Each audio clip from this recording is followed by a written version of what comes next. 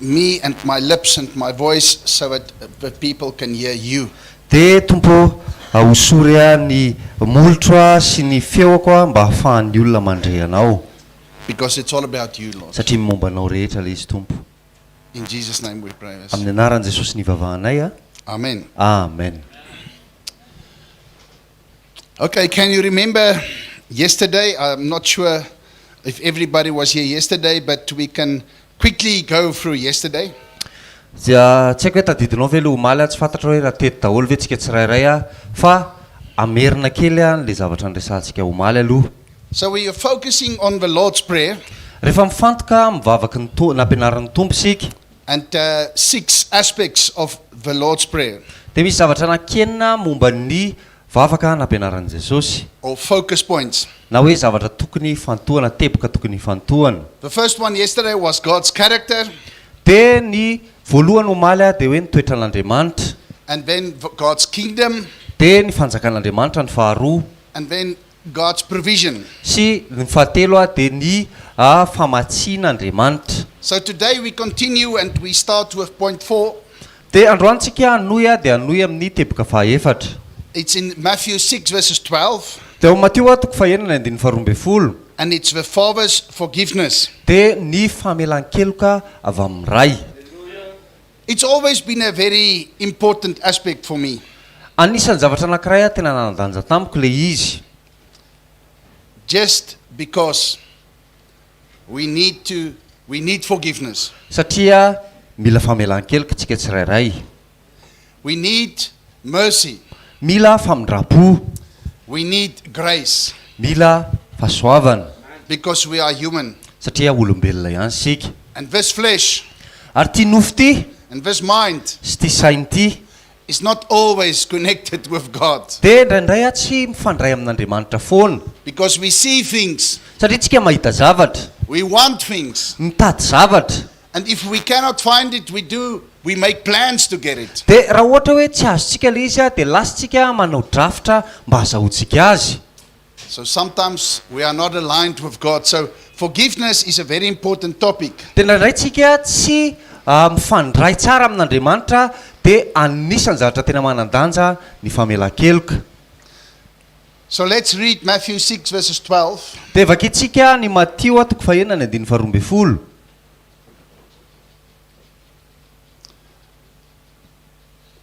I will read. So, and forgive us our debts as we forgive our debtors. Mamelana elokay tahaka an'izay manao meloka tamina, tahaka an'izay amelanay izay manao meloka aminay. And the emphasis here is as. Dia ny zavatra tokony hoe ho antenanterina eto dia le hoe mamela tahaka. Have you seen sometimes children, Ianao hoe efa nahita ankizy when they are fighting, rehefa miady ry zareo the mother come to the boy, dia lasa manantona an'le ankizy lahy kely ny mamany. say, why did you pull your sister's hair? Dia lasa raisin'le mamany dia efa maninona ny sotominao ny volon'ny zandrinao vavy Because he made me angry.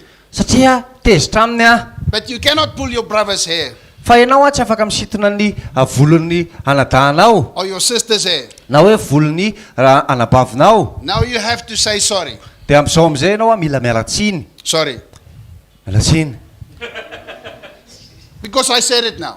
Efa niteneniko le izy ange. Do you agree? Sometimes it happens.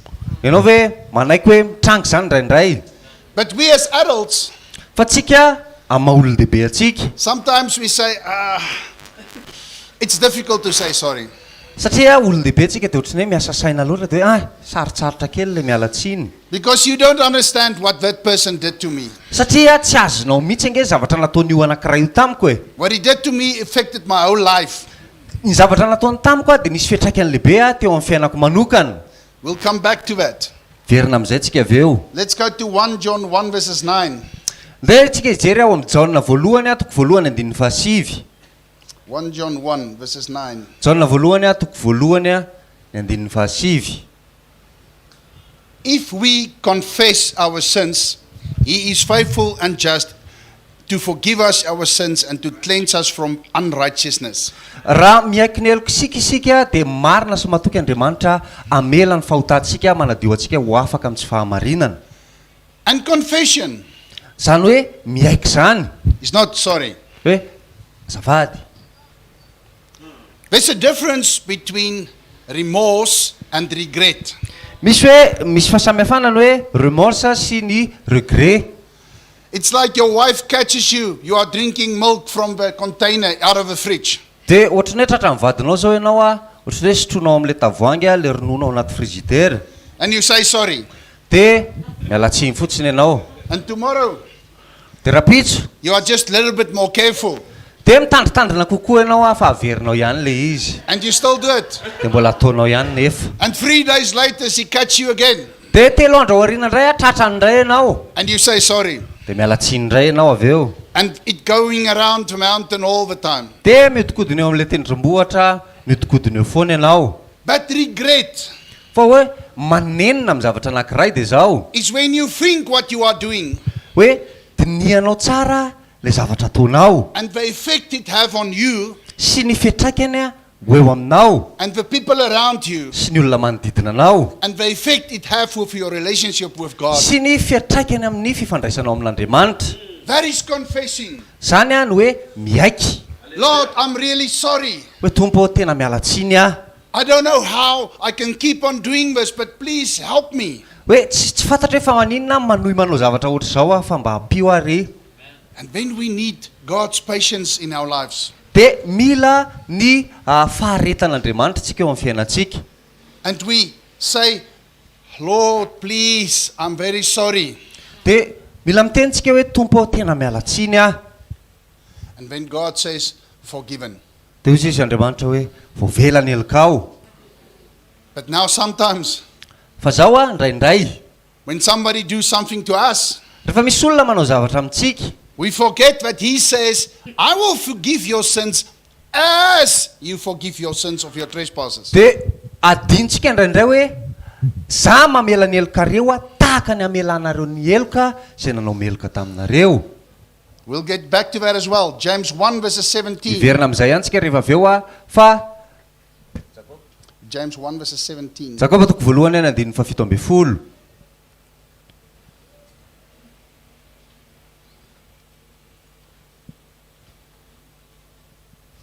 He says, every good gift and every perfect gift is from above, and cometh down from the Father of lights, with whom there is no variables, neither shadow or turning. Ny fanomezan-tsoa rehetra sy ny fanomezana tanteraka rehetra dia avy any ambony ka midina amin'ny ray ny fahazavana, izay tsy misy fiovaovana na aloka avy amin'ny fihodinana. So, yesterday we read that. Omaly tsika efa namaky an'izay tenin'Andriamanitra zay. So, everything that we have comes from God. Zavatra rehetra ananantsika dia avy amin'Andriamanitra avokoa. But when somebody takes it away, Fa rehefa ohatrany hoe misy olona tonga maka an'le izy, it's like the end of the world for us. dia ohatrany hoe fiafaran'izao tontolo zao le izy amintsika. I told you I'm going to show you my accident I was. Dia efa niteny anao omaly hoe asehoko anao ny accident zay nahazo ana. And maybe tomorrow I'll show you some pictures. Fa rapitso mety ampisehoko sary ianao. I was looking for that car for about 4 months. Hitanao talohan'ny nividianako an'ilay tomobila dia efa bolana ny ohatrany hoe nitady ny hoe iza ny tomobila mety amiko indrindra. I couldn't afford a new one, Tsy afaka mividy vaovao but I want an old one that looks very new. dia fa ohatrany hoe tomobila occasion fa mipôziny vaovao be. I went all around Gauteng, Pretoria, Johannesburg, everywhere. Dia nandeha tany Gauteng sy tany Pretoria sy tany Johannesburg nitady hoe aiza ny hitako ohatran'ile izy. Go and test drive all the cars Dia lasa nandeha dia niteste an'ilay tomobila rehetra. and really selected 2 then, Dia avy eo rehefa tonga amin'ny farany dia safidy anankiroa and I bought one. dia mividy anankiray rehefa avy eo. And I was very happy. Tena faly And everybody was happy with me. dia ny olona rehetra faly niaraka tamiko. Now, Sunday, a week ago, Tamin'ny lahady heriny teo, tsy tamin'ilay lahady teo fa tamin'ny heriny, a drunk Nigerian guy drove in front of me. dia nisy lehilahy nigeriana anankiray mamo izy dia nandeha teo anoloko. So the gift God gave me, hitanao le fanomezana nomen'Andriamanitra is now broken. potika tanteraka. I am so, Ny vatako manaintaina, my wife is so, ny vatako manaintaina ny vatany. there's some trauma in our lives now. Ohatry hoe misy trauma eo amin'ny fiainanay zao. And on the scene, after I seen my wife is okay and I'm okay, De teo amin'le toerana nitrangan'le loza, de rehefa nahita hoe tsy de maninona ny vatako tsy maninona, I wanted to know, de tiako fantatra. why did you do it? Hoy zay mantsen'le olona fa naninona ka ianao nanao zavatra ohatr'izay. And I saw the blood on his face. De nahita raha teo amin'ny tavany. And immediately my spirit said to me, De teo ny eo de niteny tamiko ny fanahiko. Mindert, Manderta, focus now. izy hoe fanotoy ianao zao. Forget about the gift. Adinoy aloha le fanomezana. Forget about you now. Adinoy momba anao zao. Ask if this person is okay. Antanio aloha hoe tsy maninona ve le olona. And even in the ambulance, I was asking, are you okay? De tonga ry ny ambulance de nakan'le olona de mbola nantany hoe tsy maninona ve ianao. But believe me, family, Minoana ary ankonana. something inside me was very angry. Nisy zavatra tao anatiko tena tezitra. But I had to say, quiet, Fa nila quiet. niteny hoe mangina aloha. Quiet. Mangina. So let God be able to speak to these people. Avelao Andriamanitra hiteny amin'ny alalan'le olona. And I immediately make the choice to forgive him. De teny eo de nanapa-kevitra amela azy. Glory to God. Voninahitra ho an'Andriamanitra. The only thing I want to say regarding this, my family, Ny zavatra anankiray tiako resahana momba an'izay ry ankonana. I know if I cannot forgive, Fantatra tsara fa raha tsy mamela heloka, it won't even help me tonight to go and confess my sins. de tsy manampy anahy akory any andeha amin'Andriamanitra raha alina de hiaiky ny heloko. Because he says, I will forgive you Sat- as Satria izy niteny hoe za amela ny helokao tahaka. I will forgive you as Za hozy izy amela ny helokao tahaka. you forgive the people that trespass against you. Hoe raha mamela n'le olona zay nanao meloka taminao ianao. Does it make sense? Azontsika ve zany? So we cannot expect God to forgive us if we cannot forgive. Ianao tsy afaka manantena an'Andriamanitra za mihitsy hoe amela ny helokao nefa ianao tsy mahay mamela heloka. You remember the scripture in Matthew 18. Tadiditsika ve le tenin'Andriamanitra ao amin'ny Mateo 12. We don't have to read everything. Tsy hoe vakitsika le izy rehetra. But it was about the man that owed the king millions. De miresaka momba ny lehilahy anankiray zay ananan'ny mpanjaka vola amina tapitrisa. And he captured him. De samborona aloha izy. And then the man was begging for mercy. De nangataka famondrapo le lehilahy. And he wrote everything off, the millions, and he let him go. De hozy izy le mpanjaka hoe ao ara fa foanana daholo ny trosanao rehetra de mahazo mandeha ianao. And immediately he saw somebody that owes him a little bit of money. De teny andalana am'izay izy mifanena tamin'ny olona nana ohatrany hoe mety hoe vola kely ny ananana mety hoe ray alina ohatra. And he was very hostile and angry with him, asking the money back. De tena ohatrany hoe tezitra tamin'le olona izy sy ohatrany hoe rombotra tamin'le olona ny teny hoe avereno aingana ny volako. And the soldier went back to the king and told him this. De hitan'ny miaramila le izy de lasa izy miverina tany amin'ny mpanjaka nitatitra an'le izy. He captured him again. De samborina indray izy. And then he forced him to pay everything. De ohatrany hoe niterena izy andoa ny zavatra rehetra. I'm giving this as an example. Ohatra anankiray le izy nomeko. So the king already forgave him, Le mpanjaka efa namela azy. but he couldn't forgive. Fa izy nefa tsy nahay namela heloka. And he took him back. De nisamborina indray. And he was forcing him to pay everything. De niterena andoany rehetrarehetra izy. And this story ends where God says, De ny fifaran'izay tantara zay de zao ny tenenin'Andriamanitra. don't let me do the same thing. Hozy izy hoe azavela hanao zavatra mitovy amin'izay aminao. It's like God is warning us. Ohatrany hoe mampitandrina antsika Andriamanitra. Minded, body and mind. Izy hoe manderta, saina sy fanahy. In your spirit, you should control your body and your mind to be able to forgive. Ao amin'ny fanahinao tokony ho fehezinao ny sainao sy ny vatanao mba hahafahanao mamela heloka. It was a very big accident. Tena accident be le izy. And every evening when I want to sleep, the accident is going through my mind all the time. Hitanao a isakan'izay atory a isakariva dia ohatrany hoe verina atao anatin'ny saiko foana le saina le accident. And the devil wants me to be angry again. Dia satria tiany dia volotezitra indray. But God says that will remind you of my grace and mercy in that situation for you. Dia hozy izy Andriamanitra tamiko hoe ampatsiaranao fotsiny a fa mindrapoko a sy ny fahasoavako teo amin'ny fiainanao a tamin'ny trangan'le loza. Amen. Amen. Let's go to Colossians 3 verses 13. Antsika hijery amin'ny Kolosiana toko fahatelo a ny andiny fahatelo amby folo. Kolosiana toko fahatelo a ny andiny fahatelo amby folo. Colossians 3 verses 13.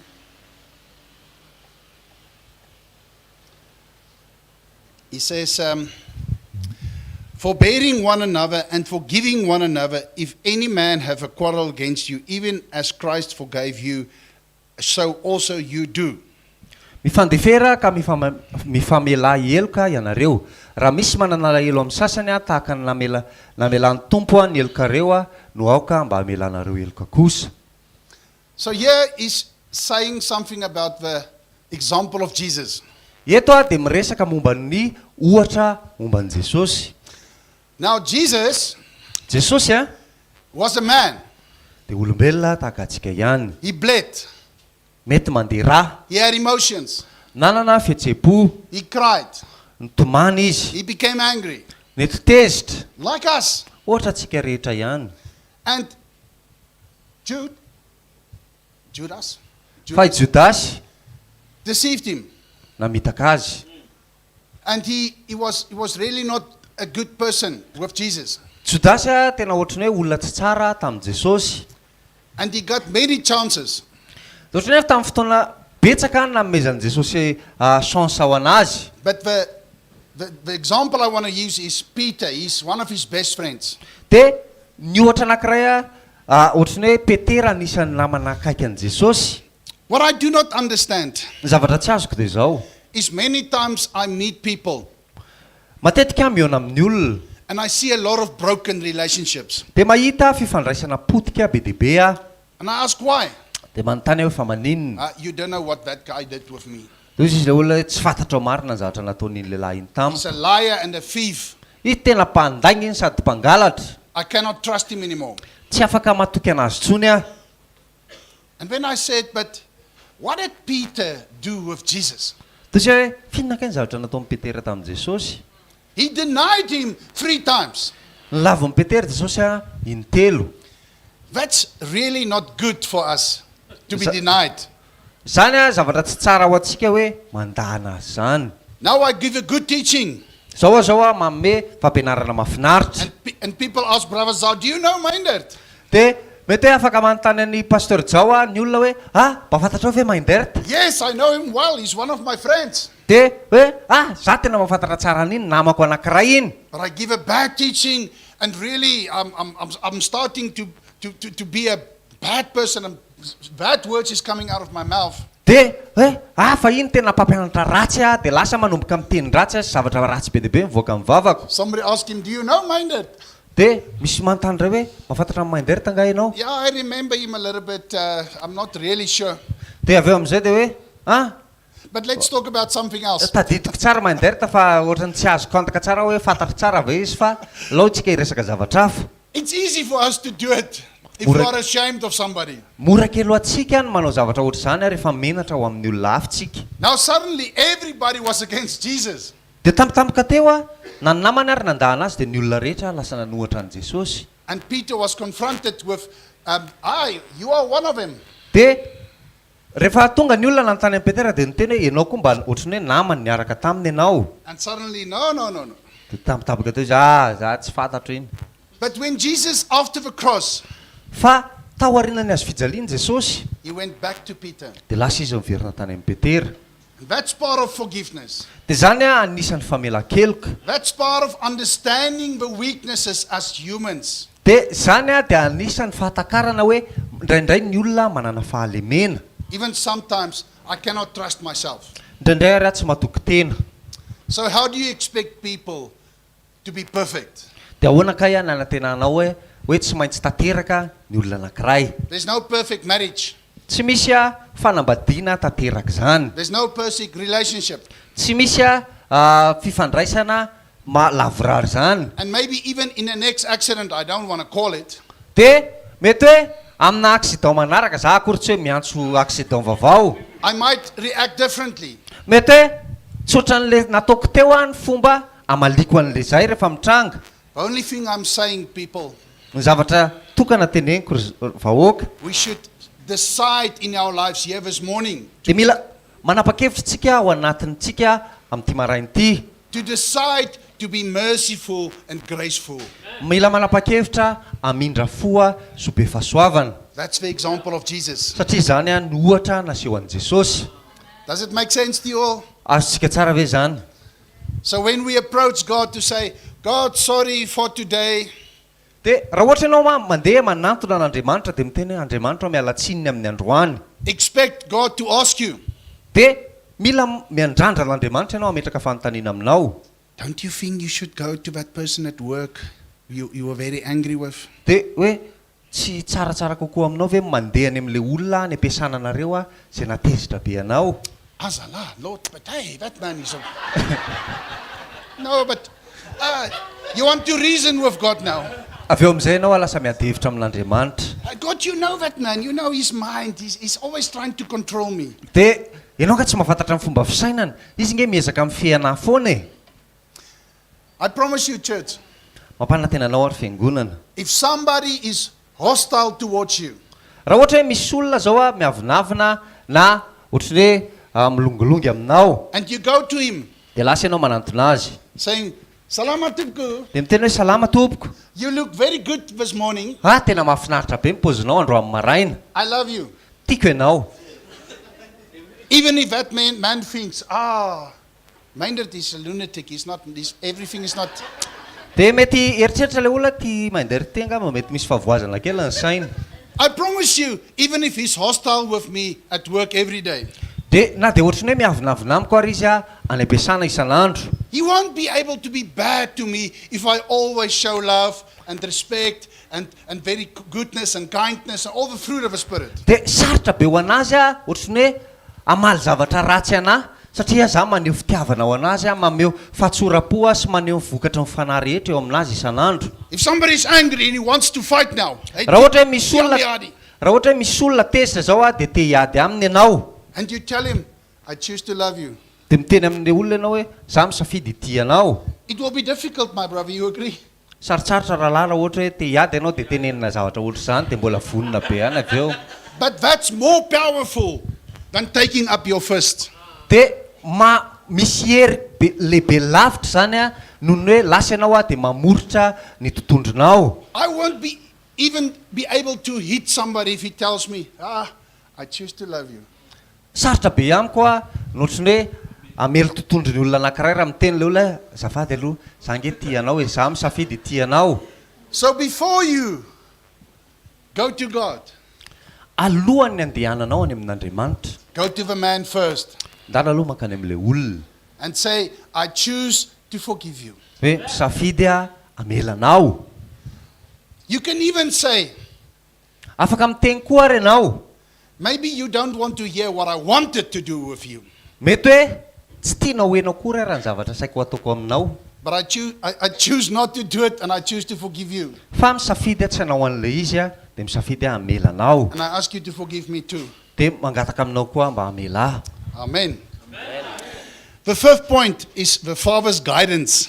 De ny teboka fahadimy de ny fitarian'ny ray. In Matthew 6 verses 13. Ao amin'ny Matio toko fahenina andiny fahatelo amby folo.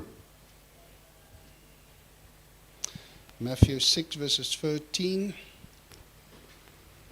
Matio toko fahenina andiny fahatelo amby folo. And lead us not into temptation, but deliver us from evil. For thine is the kingdom and the power and the glory forever. Amen. Aza mitondra anay amin'ny fakapanahy fa manafana amin'ny ratsy fa ho anao ny fanjakana sy ny hery ary ny voninahitra mandrakizay.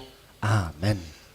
So here we are asking God for guidance, Eto Andriamanitra ny angatahantsika fitariana.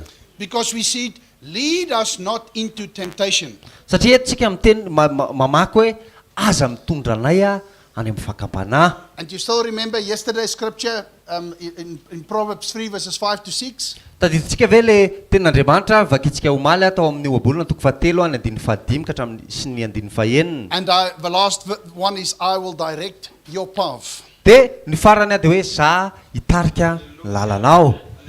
And sometimes we are led by our fleshly desires. De ndraindraitsika voatariky ny filana ara-nofo.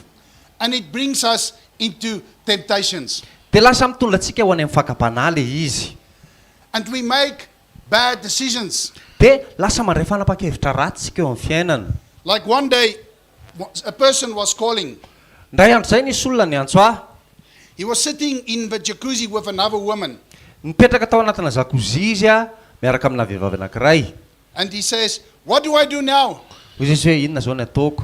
My question was, Fantaniko taminy de zao. what are you doing in the jacuzzi with another woman? Hoy zao hoe fiona kay nataonao amina jacuzzi a miaraka amina vehivavy hafa? How do you get there? Ahoana ny fomba natongavanao tao?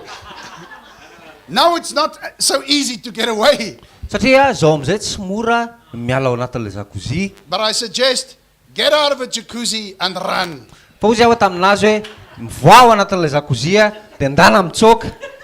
It doesn't help you to reason now.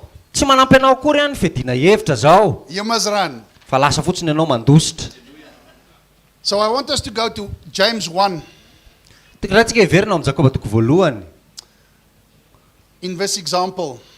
Amin'ity ohatra anankiray ity, James 1, Jakoba toko voalohany. and we're going to read from verses 13 to 5 to 15. De amakitsika manomboka amin'ny andininy fahatelo ambin'ny folo ka hatramin'ny andininy fahadimy ambin'ny folo. So it's very important to ask God to do not lead us into temptation. Tena manandany zany hoe miteny amin'Andriamanitra zany hoe aza mitondra anay a any amin'ny zavatra mety hakafananay. Verses 13. Ny andininy fahatelo ambin'ny folo. Let no man say when he is tempted, I'm tempted of God. For God cannot be tempted with evil, neither tempteth he any man. Raha misy alaim-panahy aoka izy tsy hanao hoe Andriamanitra no maka fanahy, fa Andriamanitra tsy azo ny ratsy alaim-panahy, sady tsy mba maka fanahy olona izy. But every man is tempted when he is drawn away from his own lust and enticed. Fa samy alaim-panahy ny olona raha tarihan'ny filana sy ny fitahiana izy. Then when lust has Fitahin. been conceived, and when lust has been conceived, it brings forth sin. And sin, when it is finished, brings forth death. Ary ny filana rehefa torotoroina dia miteraka ota, ny ota rehefa tanteraka dia miteraka fahafatesana. So let's put it this way. Raisitsika amin'ity fomba anankiray ity izy. There's 3 phases. Misy a dingana anankitelo le izy. You see something, Mahita zavatra ianao and you want that. dia tediavinao le izy a ho azonao. Now you are led to that lust. Sorry, Michael. You are led to that lust. Dia lasa ianao atarihan'le filany ratsy zao. It can be money. Mety hoe vola, It can be possessions. mety hoe fananana, It can be greed. mety hoe fitiavana diso tafahoatra, It can be a woman. mety hoe vehivavy, Doesn't matter what it is. It can be alcohol. mety hoe tsy mampaninona, mety hoe toaka.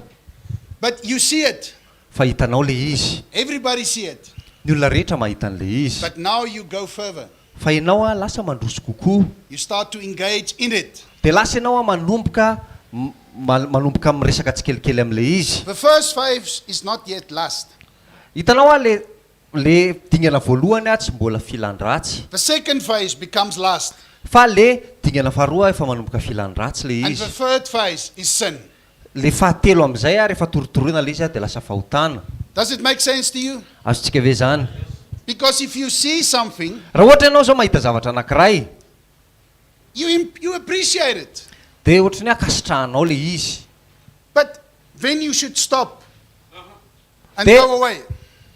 Tonga dia mijanona ianao a dia miala. Because that man was already in phase 2 in the jacuzzi. Satria le lehilahy efa ohatry ny hoe ao amin'ny dingana faharoa ao anatin'le jacuzzi, So the next phase is sin. dia ny dingana manaraka dia efa any amin'ny fahotana. So in all situations, Amin'ny toe-javatra rehetra, we say, God, teny hoe Andriamanitra, help us that we are not going into temptation. dia mangataka amin'Andriamanitra ianao hoe aza mitondra anay a any amin'le fakapanahy. And I want to explain how a stronghold works. Azavaiko kely a ohatrany ahoana ny fomba ny fiasana hoe manda zany. We cannot be possessed by evil anymore. Tsy afaka ohatrany hoe fehezin'ny devoly sontsika. But evil can have a hold on us. Fa ny devoly a afaka manana ohatrany hoe afaka mamikitra atsika. To show Michael as an example, Ohatra hoe alaiko ohatra Michael. I've got a hold on him now. Za zao mihazona azy zao. Michael, can you still use your arms? Afaka mbola mampiasa ny tananao ve anao ry Michael? Can you still use your feet? Afaka mbola mampiasa ny tongotrao? Can you still talk? Afaka mbola miresaka? Okay, now I want you to look at Brother Hutch. Brother Zao. Tikanao zao a hijery amin'ny Ralajao. So he's got something you want. Izy zao manana zavatra ilainao. Now I lead you Dia zao a taritiko ianao makany. to go to phase 2. Tonga eo amin'ilay dingana faharoa. And I lead you to go to phase 3. Dia tarihako ianao a ho tonga eo amin'ilay dingana fahatelo. Because I've got a hold on you. Satria manana afaka mifikitra aminao a. Now with the same example, Dia rehefa misy an'ilay ohatra izay ihany ny alaina. you're a man of God Ohatra hoe lehilahy an'Andriamanitra ianao. and I've got a hold on you. Za manana za mihazona anao zao. Now you see the same situation. Hitanao ihany mitovy amin'ilay zavatra teo ihany le izy. And the stronghold wants to go take you there. Dia lay a manda te hitondra anao any. But the Holy Spirit say no, go this way. Fa ny fanamasina miteny hoe ianao mandeha makaty. But to be able to go this way, Fa mba hahafahanao a mandeha amin'ity lalana anankiray aty, you need to break the stronghold. ianao a mila mamotika an'ilay zavatra mihazona anao aloha. Lose my eyes. And the only way, Ny fomba tsotra dia zao, only way fomba tokana dia zao, to never be in temptation mba tsy tonga anao ao anatina fakapanahy, is on a daily basis hoe amin'ny isan'andro ampiainanao, to ask God to lead you not in temptation. dia mangataka amin'Andriamanitra ianao a tsy hitondra anao a na hitarika anao any amin'ny fakapanahy. As we said yesterday, give us our daily bread. Ohatra ny tenentsika omaly hoe omeo anay anio a ny anina sahaza ho anay. And remember, church, Tadio tsara ary fiangonana. this is the example Jesus said to the disciples, this is how you should pray. Tadio tsara fa ity a no ohatra ny tenenin' Jesosy hoe raha mivavaka ianao a dia ohatra izao ny ataonao. But we said yesterday, Fa zao ny tenentsika omaly. many times we go to God. Matetika tsika manantona an'Andriamanitra. God, I need this, I need that, I need this, I need that. Please, Lord. Tompo, manantona anao a, mila an'izao a, tompo, mila an'ity anankiray ity a. Amen. Amen. And when you don't get it, you say, but why do I pray if I don't get anything from God? Dia rehefa tsy azonao le zavatra tenenina le nitakinao a, dia miteny amin'izay ianao fa maninona kay mivavaka nefa za tsy mahazo ninina kory avy amin'Andriamanitra. And the biggest thing, church, Ny zavatra tena lehibe ry fiangonana, is which we should become quiet tokony angintsika indraindray. and we should first glorify God. Dia manome voninahitra an'Andriamanitra aloha. And if a glorification takes most of the time, it's okay. Raha ohatra hoe fanomezanao voninahitra an'Andriamanitra mandany ny fotoananao rehetra tsy maninona mihitsy zany. Why? Because yesterday we said, before you even ask, God knows what you want. Satria hitanao a malitsika ny resaka hoe alohan'ny angatahanao zavatra anankiray ary dia efa fantatr'Andriamanitra ny zavatra ilainao. Yesterday I said, even when I look at my children, I said, what do you want? Dia maly any teny hoe na ny zanako ary rehefa mahita ny zanako a dia jereko amin'ny masony fotsiny dia ozy aho manontany hoe fihinona ny tediavinao. What do you mean, Papa? Dia ozy hoe fihinona ny tianao tenenina ry dada. I know you. Ozy hoe fantatro tsara ianao. You need something. Misy zavatra tediavinao iray aty amiko. Is it for school or is it at the sport? Hoe zavatra ilainao any am-pianarana le izy sa amin'ny fanatanjahantena. How did you know, Papa? Dia ozy hoe fa ahoana ny ahafantaranao an'izany ry dada. Because I know you. Dia ozy hoe satria fantatro ianao. Don't you think God knows us? Tsy mieritreritra ve ianao hoe Andriamanitra mahafantatra antsika tsara lavitra noho zany. He knows even the count of our hair on our heads. Fatany ara hoe nisy amin'ny volontsika eo amin'ny lohantsika. He knows when we wake up and when we go to sleep. Fantany tsara rehefa mandeha matorytsika dia rehefa mandeha mifoha. He's mindful of us. Satria saintsainantsika mandrakariva izy. And He's a good Father. Satria izy a ray a tsara. So please, Lord, do not lead me in temptation. Dia mangataka ianao hoe miangavy Andriamanitra aza mitarika anay any amin'ny fakapanahy. I don't want anything to have a hold on me. Tsy misy zavatra tiako a hiazona. Please, Lord, lead me in your path. Tompo tario a ao amin'ny lalanao a. Let's go to the last one because of time. The Father's protection. Dia ny fahenina dia hoe ny fiarova n'Andriamanitra. That's in Matthew 6 verses 13 as well, the last part. Dia ao amin'ny Mateo toko fahenina ny andininy ny tapany Mateo toko fahenina ny andininy fahatelo ambin'ny folo tapany faharoa. Matthew 6 verses 13. The last part. Yeah, for thy is the kingdom and the power and the glory forever. Amen. Amin'ny teny gasy le izy indraindray ery amin'ny ohatrany hoe ery amin'ny farany ambany ery fa ny tenin'Andriamanitra amin'ny teny hoe fa ho anao ny fanjakana sy ny hery ary ny voninahitra mandrakizay. Amen. We said a couple of times already. Tenentsika efa naveritsika imbetsaka zay. In John 16 verses 33, Jesus says before he went, Ao amin'ny Jaona toko fahenina ambin'ny folo ny andininy fahatelo amby telopolo talohan'ny akaran'i Jesosy dia izao no lazainy. he says, I say this so that you can have peace. Hoy izy hoe izao le izy nitenenako anazy mba hanananao fiadanana. In this world, you will have trouble. Izy hoe eto amin'izao tontolo izao ahita fahoriana ianao. You agree? Manaiky an'izany ianao ve? I many times ask people, is it easy to be a Christian? Manontany ny olona indraindray hoe mora ve zany kristianina? And they say, yes. Dia izay eny. I said, for me, it's not easy. Izy hoe ho anahy le izy tsy mora. Because if somebody slaps me, Fa satria raha ohatra hoe misy olona mamelaka what are you doing? You want to slap him back. dia tena anao finony ty ataonao dia anao nefa te hamelaka azy. But the Bible says, you turn the other cheek in Luke 6. Dia nefa ny Baiboly miteny hoe ahodinao ny tarehanao ilana dia dio koa ny anao mba omeo koa ny ilany. If somebody wants to give you a deal with lots of money, Raha ohatra hoe misy olona zao te hanao contrat aminao miaraka amin'ny vola be, you want to look around and say, I need this money. dia mitoditodika ianao aloha sao dia hita mpiara-manompo hoe ilaiko ange le vola e. It's maybe not that bad. Mety hoe tsy dia ratsy loatra le izy. But the Holy Spirit says, you don't touch that money. Dia fanahy masina mety miteny aminao tsy kasihanao le vola. It's not easy. Tsy mora zany. It's not easy to always do the right thing in situations. Tsy mora ny manao ny zavatra mety sy marina ao anatina trangan-javatra anankiray. But the peace he promised, Fa ny fiadanana izay nampanantenainy, that is something the world doesn't understand. zavatra tsy mety takatra izao tontolo izao le izy. They think a white flag is peace. Ny olona mieritreritra hoe ny saina fotsy izay ny antsoina hoe fiadanana. And then they keep on fighting. Dia nefa izy miady ihany. But peace with us Fa ny fiadanana ho antsika is where doesn't matter what happens around you now. tsy mampaninona izay zavatra mitranga manodidina anao zao. If mountains falls Raha ohatra hoe mienjera ny tendrombohitra and there's war na misy ady, and there's no money in your bank account mety hoe tsisy vola anaty bankinao, and you and your wife had a fight dia ianao mafantatra hoe nisy ady tany, and you go in your room, dia lasa ianao ianao sy mivadinao ny ady ohatra dia lasa ianao miditra ao tranonao, you close the door, idinao ny varavarana, you put some gospel dia lasa ianao mandefa hira, and you speak with your father, dia miresaka amin'ny rainao azy any an-danitra, there's peace. dia misy fiadanana le izy avy eo. Then everything just becomes level again. Dia avy eo amin'izay miverina lasa maridrefy zavatra rehetra. You understand what I'm saying? Azonao ve zavatra teneniko? You agree that your situation will always change the way you look at it when you approach God. Dia hitanao ny zavatra rehetra andalovanao afaka miova rehefa manantona an'Andriamanitra aloha ianao. 1 Peter 5 verses 8. Petera voalohany toko fahadimy andininy fahavalo. 1 Peter 5 verses 8. Petera voalohany toko fahadimy andininy fahavalo.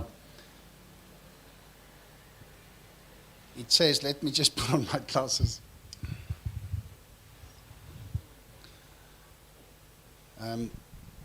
Be sober, be vigilant, because your adversary, the devil, is a roaring lion, walketh about, seeking whom many to devour. Teny gasy azafady. Mahonona tena miambena fa ny devoly fahavalonareo mandehandeha tahaka ny liona mierina mitady izay ho arapany. Spiritual forces Ny fanahy eny amin'ny rivotra rehetra, is something we cannot see. zavatra tsy mety tsy hita amin'ny masontsika. The devil you cannot see. Ny devoly tsy hita amin'ny masonao. The evil spirits you cannot see. Ny fanahy ratsy tsy hitanao. So don't be deceived, church. Aoka tsy ho voafitaka ianao ry fiangonana. The devil can use accidents. Ny devoly afaka mampiasa accident anankiray, He can use a friend. afaka mampiasa namana, He can use a brother. afaka mampiasa rahalahy, He can even use your husband or your wife afaka mampiasa ny vadinao ny devoly to lead you away hoe hitarika anao hiala from God's protection. hiala amin'ny fiarovanaNdriamanitra. Because if you are far away from Him, Satria raha lavitra an'Andriamanitra ianao He's trying to warn you, dia mampitandrina anao izy, but you don't hear Him. dia nefa tsy heninao. So now if I see somebody there and I see the Pangalatra next to him, Dia raha ohatra hoe za zao eto dia erehana ny erea matazana hoe efa misy tady angalatra ilay olona. hey, be careful. Hoe tandremo, There's a man next to you wants to take your purse. misy lehilahy iny te hisambotra ny poketranao. No, left of you. Le eo amin'ny akavianao. He cannot hear me. Mety tsy heniny aho. I see the danger, Hitako le loza, but I cannot warn him.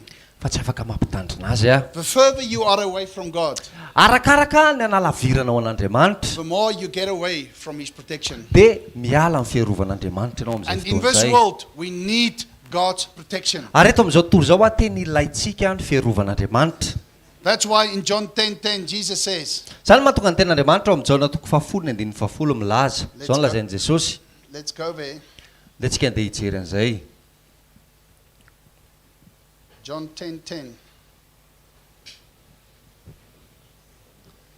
The thief cometh not but for to steal and to kill and to destroy. And I come that they might have life and that might have more in abundance. Fa ny mpangalatra tsy avy raha tsy hangalatra sy hamono dia handringana. Fa izao kosa ho avy mba hanana ny fiainana sady hanana ny be dia be. So sometimes Indraindray, we want to say to God, titeny amin'Andriamanitra tsika. you can stand here. Afaka mijoro eto ianao. I'm just going to the bar quickly. Andeha ho any amin'ny bara vetivety fotsiny aho. I'm just going to enjoy myself a little bit, but please just wait for me. Mampifalifaly kely ny tenako aho fa indraso vetivety eo aho. Now I'm coming back from the bar. Dia lasa miverina amin'izay avy any amin'ny bara. And God, sorry. I went, I went to, you won't believe, there's people. But God, please forgive me. Dia lasa ianao dia Andriamanitra tena tsy fantatrao marina zavatra nitranga tany fa le olona tary tena fa mamela alohana amin'ny indray mitoraka iny. And He will. Amelanao izy. But your life is not going to be easy. Fa ny fiainanao amin'izay ao tsy mora. You're going to die much sooner than you think. Ho faty alohan'ny fotoana ianao. Because the world wants to kill, steal, and destroy you. Satria zao tontolo zao dia tsy ho avy raha tsy hangalatra hamono handringana anao. That's what Jesus warns us. Zany mampatonga an'i Jesosy mampitandrina antsika. He doesn't say, I won't forgive you. Izy akory tsy miteny tsy hamelanao He says, choose life. Izy izay misafidiana fiainana. And if you choose life, Izy izay raha misafidy fiainana ianao you stick close to Him. dia miaraka aminy ianao akaiky azy. And now God's with you. Ary amin'izao Andriamanitra miaraka aminao. And you want to go to the bar. Dia ho any amin'ny bara ianao iaraka amin'Andriamanitra. He says, where are you going, minded? Izy izay fa hoaiza ianao ro mandeha. It's nice in the bar. It's nice sport going on. The Springboks are playing against the All Blacks. Mahafinaritra be fa manao rugby mandeha ao anaty bara ao nge le lalao an'ny Springboks sy All Blacks mandeha ny lalao ana rugby. Let's go and have some fun. Ndao tsika isanao Andriamanitra hiaraka dia mba hampifalifaly kely fiainanao aloha. And God says, no, minded, let's go home. You can watch the Springboks against the All Blacks at home. Hoe ozy izy Andriamanitra hoe ndao tsika isanao ro mandeha tahody fa raha te hijery an'le baolina ianao dia ndao any an-trano any misy. You say it's boring at home, man. Dia ny tena ianao any an-trano nge makaleo be. Say, minded, now if you feed that, Izy hoe Andriamanitra mandeha raha fahananao izay zavatra izay. soon you won't even come back to me. Dia izy hoe vetivety eo mety tsy ho tafaverina eto amiko intsony ianao. And then at the end, Dia any parany I can maybe say, depart from you because I don't know you. dia any parany Andriamanitra mety hiteny aminao hoe miala amiko fa tsy fantatro ianao. That's why I want to finish off. Zany tiako hamaranana. In Colossians 2, God says, do not let something pull you away from me. Amin'ny Kolosiana 2:2 miteny hoe aza misy zavatra avela anaisitra anao eny tanan'Andriamanitra. Abide in me, Aoka ianao hitoetra amiko and I will abide in you. dia za hitoetra ao aminao. John 15 verses 7 says, if you are in me, ao amin'ny jaolna toko 5:17 miteny raha ho amiko ianao and my words is in you. dia ny teniko a mitoetra ao anatinao Ask whatever you want, dia angatao a zay zavatra rehetra ilainao and I will give it to you. dia omeko anao le izy. And church, Fiangonana, you know why miracles happen?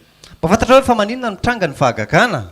Because the miracle maker is in you. Satria ilay mpanao fahagagana no mitoetra ao anatinao And he can tell you, dia afaka miteny anao izy go to that lady and pray for her. hoe ndany ianao mankary amin'ry vehivavy ry a dia mivavah ho azy And you go. dia lasa ianao mandeha And there's fruit. dia misy vokatra le izy avy eo, There's results. misy a vokany avy eo, There's blessings. misy fitahina. There's the fruit of the Spirit. Hitanao ao anatin'izay a ny vokatra ny fanahy, But it starts with, fa manomboka aloha le izy God, lead me not into temptation. hoe tompo aza mitarika any amin'ny fakapanahy. Amen. Amen. I'm finished. Thank you. Mesotra betsika. Vita ny androany a makasitraka sodra betsaka tompoko. Misaotra betsaka. Taontsika hitsanga ny isaotra an'Andriamanitra fa fontananao a amin'ny fonao manontolo omeo voninahitra Jesosy. Maniraka mpanompo a mandefa teny Andriamanitra, anairana antsika iombona, hivavaka, hiresaka amin'Andriamanitra amin'ny maharaintsika azy a. Mangata amin'i Jesosy mba ho voahintsy ny any anatinao any. Ny amin'ny fomba fijery diso a tsy nafahanao tena ny fandray tamin'Andriamanitra amin'ny mahadadanao azy. Point misimisy nasen'Andriamanitra hifantohana aminy a mba tonga anao tsy fandiso ao anatin'ny fifankazaranao aminy. Ao afontananao dia misaotra Andriamanitra ny amin'ny fotoana andro amaraina, misaotra Andriamanitra ny amin'ny fanatrehany, ny amin'ny teny, misaotra azy ny amin'ny fampianarana, ny amin'ny toroteny, ny amin'ny fanitsina, misaotra azy ny amin'ny fanambarana, ny amin'ny famanginy, misaotra azy fa te ahitantsika eo amin'ilay point tena mety tsara aminy a isika tsiraray avy. Apetrao amin'Andriamanitra ho voahintsy ny anatinao any. Tsy andeha pahazarana fa tena andeha amin'ny fiavaozana trany amin'izay nanitsin'Andriamanitra indray nanomboka omaly sy androany ahafahanao mifandray aminy a amin'ireo karazana teboka misimisy izay nampianariny ao mivavaka nomeny a ny mpianany. Misaotra ray aminaran'i Jesosy Kristy avy Nazareta ny amin'ny fotoana maraina.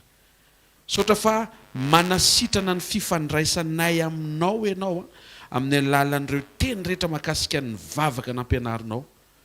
Tonga nay ahita fa ny rehetra sy ny fahafenoana dia ao aminao, fa ny fomba fijerinay ny mila intsy, mila manakaiky ianao a, miombona aminao a, miraikitra aminao a, tsy miala aminao ary tsy misaraka aminao. Tsaroviny tsiraray avy tonga eto androany.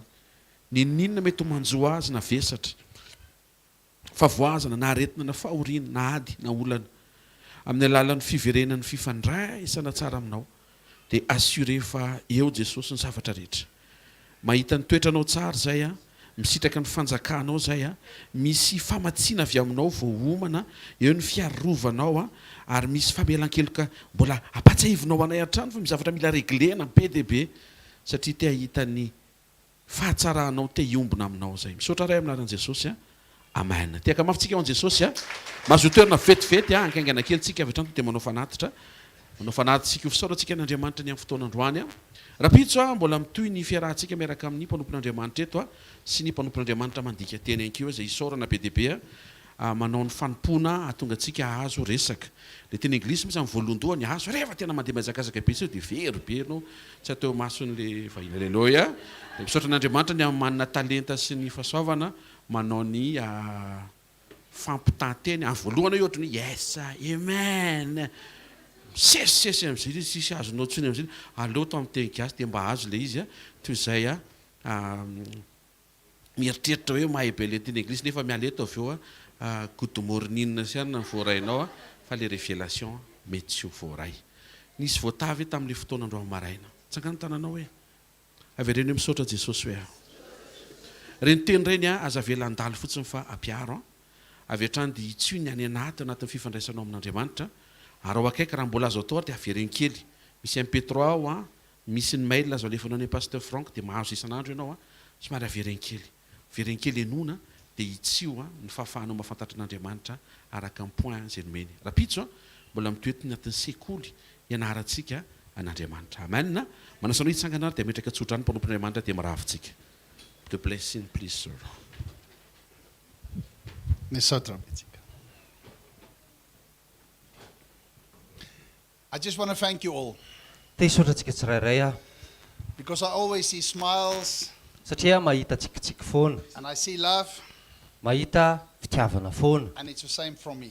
dia mitovy amin'izay ihany any I avaty amiko appreciate it. tena makasitraka any amin'izany So we read in Matthew 6. tamin'ny tao amin'ny matitoko fahenina tsika namaky Now we're going to finish in Matthew 6, dia faranantsika ao amin'ny matitoko fahenina verses 24 to 26. ny andininy And sorry, number 6. Sorry. nomeria toko fahenina ny andininy efatra amby roapolo aka hatramin'ny andininy fahenina amby roapolo In Numbers 6. nomeria toko faefatra amby roapolo So the Lord toko bless you. fahenina The Lord bless you hita ianareo any Jehova and keep you. sy aro anareo The Lord make his face shine upon you amirapiritra ny tavany aminareo any Jehova and be gracious to you. sy amindra fo aminareo The Lord turn his face toward you anandratra ny tavany aminareo any Jehova and give you peace. sy anome anareo fiadanana fahasoavan'Andriamanitra natoy izao fahasoavan'Andriamanitra matoy izao anareo Amen.